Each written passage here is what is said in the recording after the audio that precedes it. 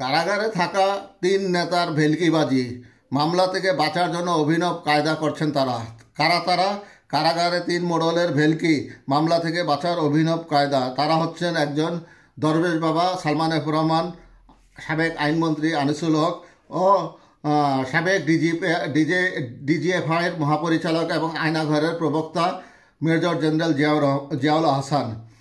বৈষম্য বিরোধী ছাত্র আন্দোলনে দুই হত্যা মামলায় সাবেক আইনমন্ত্রী আনিসুল হক সহ শীর্ষ আসামিকে অব্যাহতি দিয়ে চূড়ান্ত প্রতিবেদন তৈরি করেছিলেন পুলিশের তদন্ত কর্মকর্তা। অপর 2 আসামি হলেন শেখ হাসিনার সাবেক বেসরকারি শিল্প ও বিনিয়োগ উপদেষ্টা সালমান এফ রহমান এবং ন্যাশনাল টেলিকমিউনিকেশন মনিটরিং সেন্টারের সাবেক মহাপরিচালক মেজর জেনারেল অবসরপ্রাপ্ত জিয়াউল আহসান। তদন্ত কর্মকর্তা জাহাঙ্গীর আরিফ ঢাকা মহানগর পুলিশে কর্মরত হলেও সেই পরিচয় গোপন করে নিউ মার্কেট থানার পরিদর্শক উল্লেখ করে চূড়ান্ত প্রতিবেদন জমা দেওয়ার চেষ্টা করেন।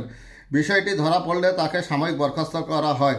ডিবি থেকে জাহাঙ্গীর ছাড়াও আরও এক নারী কর্মকর্তার বিরুদ্ধে শাস্তির সুপারিশ করা হয়েছে। সংশ্লিষ্ট সূত্রে এ তথ্য জানা গেছে। এই ঘটনাকে প্রশাসনের ভিতরে ঘাপটি মেরে থাকা পতিত স্বৈরাচারের দোসরদের ষড়যন্ত্র অপতৎপরতা বলে মনে করছে বিএনপি সহ পুলিশের একটি পক্ষ। তারা বলছেন স্বৈরাচারের মাথা পালিয়ে গেলেও তার লেজ রয়ে গেছে। তারা কারাগারের ভিতর ও বাইরে থেকে নানা ষড়যন্ত্র করে যাচ্ছে।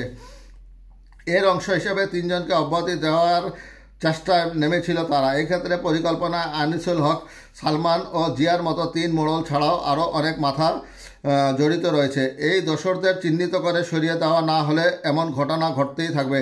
20 দাঁত ভেঙে দেওয়ার কথা বলেছেন বিএনপির চেয়ারপারসনের উপদেষ্টা অ্যাডভোকেট সৈয়দ মোয়াজ্জেম হোসেন আলাল ও দলটির স্থায়ী কমিটির সদস্য ডাক্তার AZM জাহিদ হোসেন সহ অন্যান্য সংশ্লিষ্টরা।